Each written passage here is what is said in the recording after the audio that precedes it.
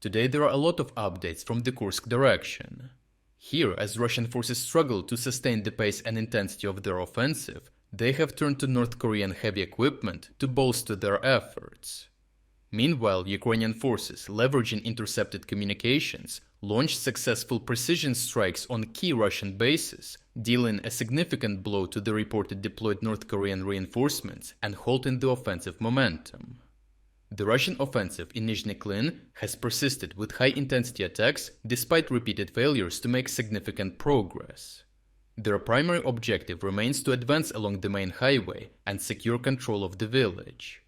Capturing Nizhny Klin would grant Russian forces a tactically advantageous forested area, providing cover for the buildup of troops and equipment aimed at collapsing the Kursk salient.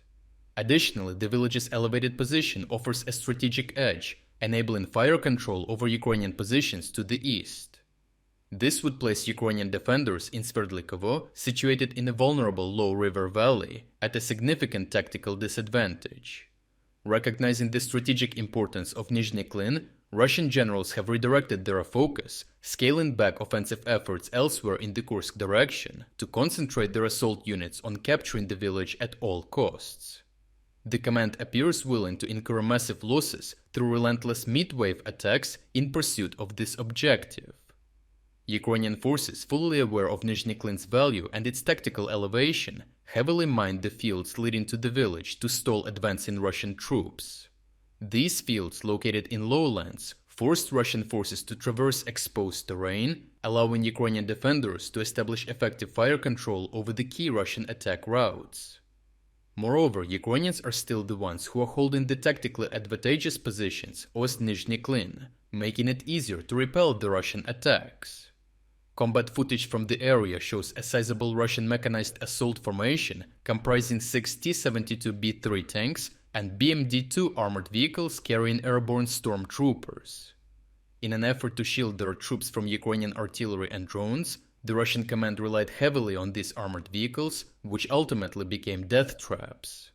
Nearly all vehicles were obliterated by landmines, with secondary explosions from onboard ammunition reducing the wreckage to debris. Ukrainian drone operators then targeted the surviving Russian troops, who in a desperate attempt to retreat were eliminated while fleeing the carnage. The worsening shortage of Russian heavy equipment, compounded by mounting losses in the latest wave of attacks, has forced the Russian command to rely on North Korean reinforcements in the Kursk region. To offset these equipment gaps and bolster assault preparations, North Korea began transporting heavy equipment to the front via rail, including the Koksan self-propelled howitzers intended to provide artillery support for upcoming attacks. Reports suggest that alongside the 50 Koksan howitzers, North Koreans may also deploy tanks to further strengthen Russian operations in the area. Intercepted radio communications between North Korean officers in the area provided Ukrainian military intelligence with critical insights into their operations. The intel exchanges revealed that North Koreans were in a hurry. Further interceptions gave enough information to identify the training ground where this exchange happened, enabling Ukrainian HIMARS operators to adjust their targeting. As a result, a precision strike was conducted on a North Korean force concentration at the base of the Russian 83rd Airborne Brigade, eliminating a significant force concentration and indefinitely halting their plans. The presence of North Koreans at a Russian airborne base aligns with our previous report of Russian efforts to integrate North Korean forces into the VDV structure through the formation of so-called fake Buryat battalions. Overall, the reliance on North Korean equipment and personnel highlights the growing desperation of the Russian military to sustain its stalled offensive near Nizhny Klin.